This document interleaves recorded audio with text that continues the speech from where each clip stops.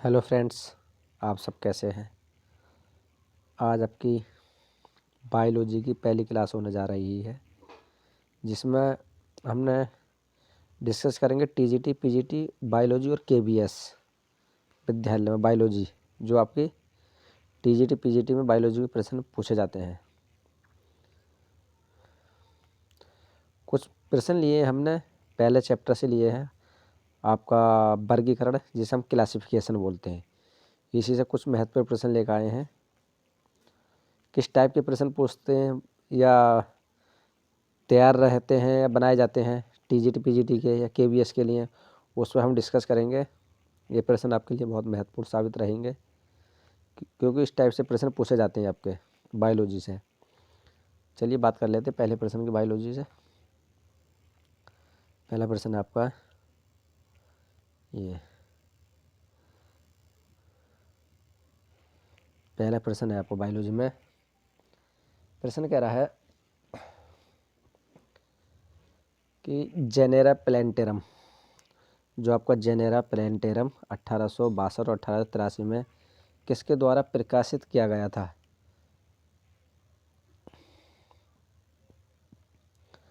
क्योंकि ये क्या है, आपके पुस्तक का नाम दे रखा है जेनेरा प्लैंटेरम, एक पुस्तक है, और ये पुस्तक किसने लिखी थी उस पर बात चल रही है। किसने लिखी थी या किसके द्वारा प्रकाशित की गई थी, ये किताब का नाम दे रखा है। तो हम बात कर लेते हैं बेथम एवं होकर ने, या एंगलर एवं प्रेंटल, या जॉन हचिसन ने, या डी ऑप्शन कह रहा है क्रॉन कोएस्ट ने। अगर हम इस किताब की बात कर लेते हैं, ये कब प्रकाशित हुई थी, तो 1862 या 1893 में 83 में पुस्तक प्रकाशित हुई थी। कौन सी? जेनेरा प्लैंटेरम, ये प्रकाशित हुई थी।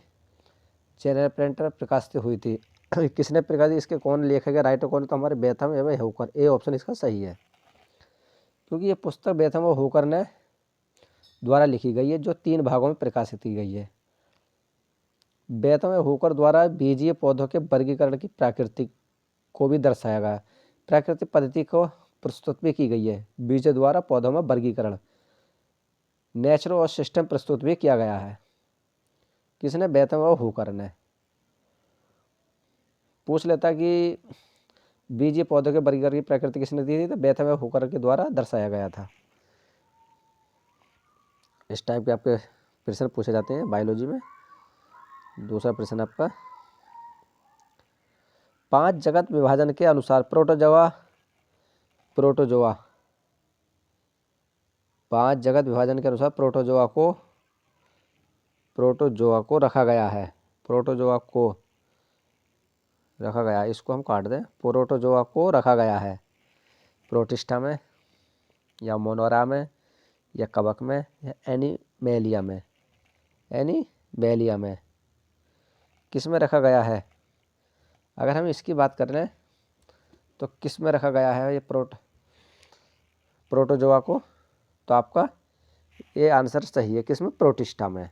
ये आंसर सही है, प्रोटिस्टा।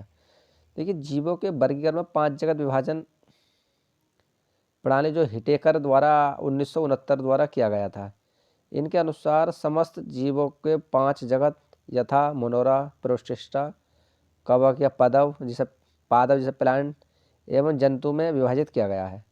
अगर हम प्रोटिस्टा के जगत के अंतर्गत एक कोशिकीय सुकेंद्रकीय जीव सम्मिलित किए गए हैं। इसमें समस्त कोशिकाएं, अंगक, सेल उपस्थित होते हैं। संघ प्रोटोजोआ के अंतर्गत आने वाले जीव इस जगत में शामिल किए गए हैं।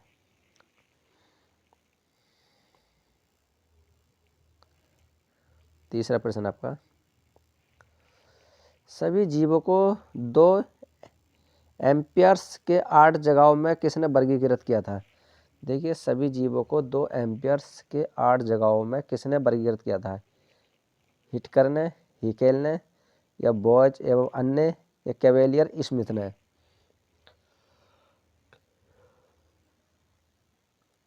अगर हम इसकी बात करें, एम्पियर्स 8 जगहों को किसने वर्गीकृत किया है, एम्पियर्स क्या होता है, तो हम बात कर लेते हैं किसने, तो यह है कैवेलियर स्मिथ ने। डी आंसर सही है इसका।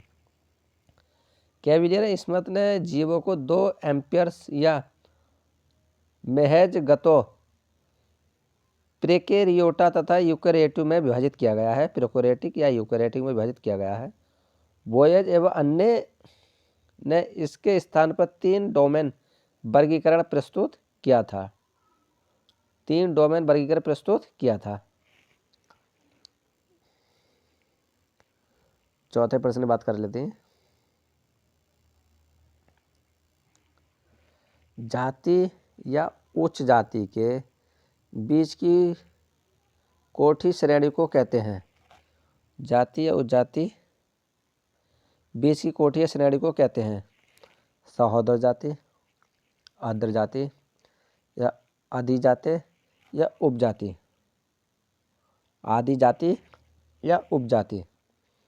तो अगर हम इस प्रश्न की बात करें, जाति और जाति के बीच की कोई कोटि श्रेणी को हम कहते हैं आद्र जाति। कौन सा? बी ऑप्शन इसका सही है, क्योंकि उपजाति या जाति से नीचे की श्रेणी को कहते हैं जाति, व उपजाति के बीच की श्रेणी को आद्र जाति। उपजाति के बीच की श्रेणी को हम बोलते हैं आद्र जाति। कहते हैं दो ऐसी जातियां जो बाहरी रूप से लगभग समान होती हैं परंतु आपस में जनन नहीं करती, सहोद जाति कहलाती है। क्या कहलाती है? सहोद जाति कहलाती है।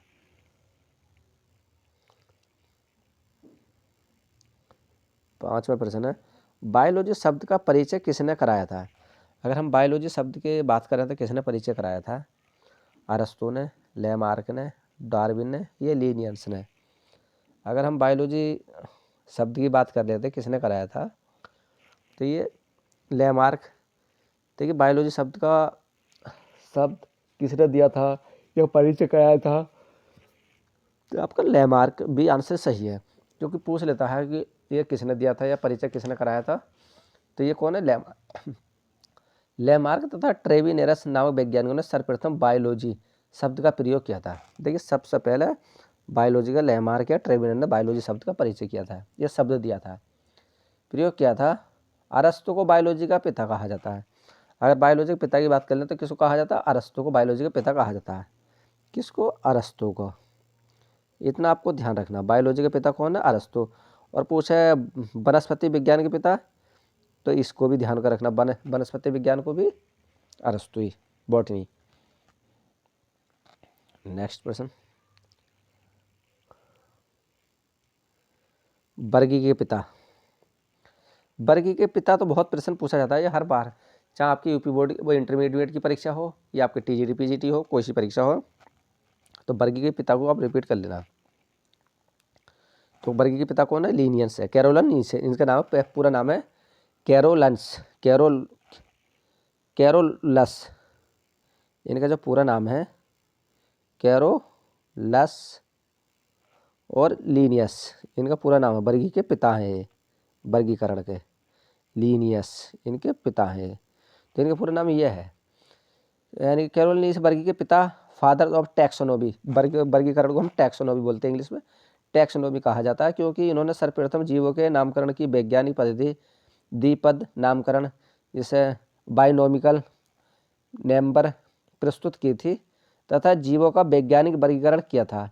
डी कॉन्डले ने, अगर हम डी कॉन्डले की बात करें, डी कॉन्डले ने सर्वप्रथम टैक्सोनॉमी शब्द को खोजा था। देखिए जो डी कॉन्डले हैं आपके, कांडले बोलते हैं, कांडोले। तो आपने जो टैक्सोनॉमी जिसे हम बोलते हैं वर्गीकरण, टैक्सोनॉमी शब्द का खोजा था उन्होंने। शब्द सर्वप्रथम 1813 में, 1813 में कौन सा शब्द खोजा था? वर्गी के, ये वाला वर्गीकरण खोजा 1813 में। ये थ्योरी एलिमेंटियर डी ला वॉटनिकल में प्रयोग किया गया था। अरस्तु के जीव विज्ञान तथा जंतु विज्ञान, देखिए हाँ, अरस्तु को जीव विज्ञान तथा जंतु विज्ञान, जंतु विज्ञान को हम क्या बोलते हैं? जिसे हम बोलते हैं जेलॉजी, क्या बोलते हैं? जोलॉजी। तो इसके पिता भी कौन है? अरस्तु हैं, जोलॉजी कहते हैं। तो ये शब्द उन्होंने खोजा था इसके। हाँ, वो जोलॉजी के पिता कौन है? अरस्तु हैं। और वनस्पति यानी कि बायोलॉजी के पिता कौन है? ये भी अरस्तु है। नेक्स्ट प्रश्न, सातवां प्रश्न, टैक्सोनॉमी। देखिए टैक्सोनॉमी शब्द खोजा गया था, आगे वही टैक्सोनॉमी शब्द किसने खोजा था? तो टैक्सोनॉमी शब्द किसने खोजा था? डी कॉन्डले ने खोजा था। कब पूछ लेता, सन तो क्या कम पूछ लेता, फिर भी सन 1813 में ये खोजा था। किसने? टैक्सोनॉमी शब्द खोजा था डी कॉन्डले ने 1813 में। 8वां प्रश्न आपका, कौन सा संवर्ग नहीं है। अगर हम पूछ लेता है प्रश्न कि कौन सा संवर्ग नहीं है, तो इकोटाइम, प्रजाति, गण या जाति। अगर संवर्ग की बात कर लेते हैं, संवर्ग नहीं है, देखिए हमारा जाति भी और यानी कि प्रजाति, जाति और गण ये हमारे संवर्ग है। जो इकोटाइम है ये आपका संवर्ग नहीं है, क्योंकि देखिए जाति, प्रजाति तथा गुण वर्गीकरण के संवर्ग होते हैं, जबकि एक विशेष स्थान पर रहने वाले स्थानीय जनसंख्या को हम इकोटाइम कहते हैं, जो कि उस वातावरण में रहने के लिए आनुवांशिक रूप से अनुकूलित होते हैं।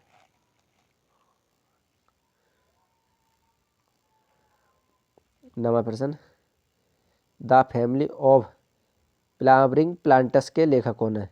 The family of flowering plants के लेखक हैं एंगलर है, प्रेंटल है, हचिंस है, ओसवाल्ड है।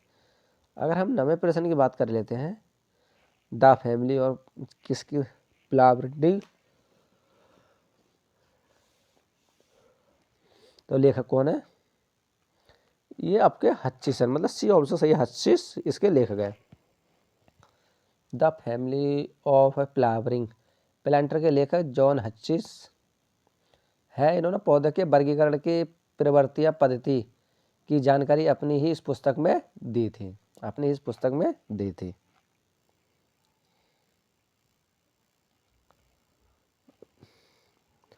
दसवां प्रश्न है, लीनियर्स ने दी नामकरण की विचारधारा सर्वप्रथम प्रकाशित की थी। लीनियर ने दी नामकरण की विचारधारा सर्वप्रथम कब प्रकाशित की थी। अगर हम इसकी बात कर रहे हैं, लीनियर्स ने दी नामकरण की विचारधारा सर्वप्रथम किसने की थी, तो ऑप्शन आपका सिस्टमा नेचुरी में, स्पीच प्लेंटेरम में, जेनेरा प्लेंटेरम में, ये फिलोसाफिया बॉटनिका में। अगर हम इस प्रश्न की बात कर लेते हैं तो कब प्रकाशित की थी, तो स्पीच द प्लेंटेरम में, मतलब बी ऑप्शन इसका सही है। ठीक है, सिस्टमा नेचुरी, स्पीच प्लेंटेरम, फिलोसोफिया बॉटनिक तीनों पुस्तकें लीनियस द्वारा लिखी गई हैं। इनकी 3 किताबें हैं। पहली किताब की बात करें तो सिस्टमा नेचुरी, एक किताब ये है पहली, और दूसरी की बात है स्पीच प्लेंटेरम, स्पीच प्लेंटेरम दूसरी किताब ये है इनकी, लीनियस की है। और अगर तीसरी की बात कर लेते हैं तो तीसरी है आपका सिस्टमा नेचुरी, प्लीज यह है फिलोसोफिया, तीसरी किताब आपकी फिलोसोफिया। ये किताबें इन्होंने तीनों लिखी हैं,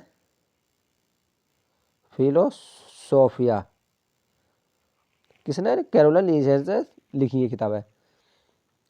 और फिलोसोफिया बॉटनिका तीनों पुस्तकें लीनियस द्वारा लिखी गई हैं। उन्होंने दी नामकरण की विचारधारा सर्वप्रथम 1753 में, 1753 में ये विचारधारा में प्रकाशित स्पीच प्लेंटेरम में पौधों के लिए प्रस्तुत की। बाद में इन्होंने 1758 में सिस्टमा नेचुरी पुस्तक के 10वें संस्करण में इसका प्रयोग जंतुओं के लिए किया गया। हालांकि सिस्टमा नेचुरी का प्रथम संस्करण 1735 ईस्वी में प्रकाशित हुआ था।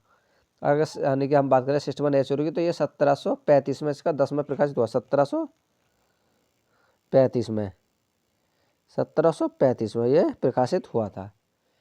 तो ये रहे फ्रेंड्स आपके 10 प्रश्न बायोलॉजी के। क्योंकि अभी हमने थोड़ा सा क्लास कम बनाई, थोड़ा टाइम नहीं लग पा रहा, हम जल्दी ही आपको बायोलॉजी, और जो व्यक्ति यूजीसी नेट की तैयारी करना चाहते हैं सोशोलॉजी समाजशास्त्र से, तो वो हमारे यूट्यूब चैनल को सब्सक्राइब कर लेना, क्योंकि जल्दी ही हम यानी कि सोशोलॉजी क्लास चालू करने जा रहे हैं, जिसमें टारगेट रहेगा टारगेट नेट, यूजीसी नेट। क्योंकि आपकी 21 फरवरी फरवरी से 7-8 यानी कि मार्च तक शायद पेपर है यूजीसी नेट के। तो इसलिए आप अपना जो भी सब्जेक्ट अपना फोकस करना, जल्दी हम क्लास चालू करने जा रहे हैं। ओके फ्रेंड्स, कल आपकी क्लास देखते हैं क्या टॉपिक रहेगा। अभी क्लास अभी हमने शो नहीं करी है, कौन सी क्लास में डिस्कस करेंगे, कल के बारे में बताएंगे। क्या क्या समाजशास्त्र क्लास कराते हैं, क्या कराते हैं, अभी कोई कंफर्म नहीं है पूरा, या सीटेट की। फिर भी आप यूजीसी नेट में फार्म आ गए हैं, जो भी मित्र के नेट की तैयारी कर रहे हैं वो डाल देना। और जो भी टीजीटी पीजीटी बायोलॉजी केबीएस में फार्म डालें, अप्लाई करे हैं, तो वो भी हमारे यूट्यूब चैनल को सब्सक्राइब कर लें, क्योंकि हम बायोलॉजी क्लास कराएंगे। क्योंकि समाजशास्त्र तो वहाँ पे है नहीं। अगर कोई भी पीजीटी से होता व्यक्ति तो उसमें सब्जेक्ट नहीं है केबीएस में। यूजीसी का नेट का टारगेट, अपना यूजीसी नेट कंप्लीट कर लो। ओके बाय बाय दोस्तों।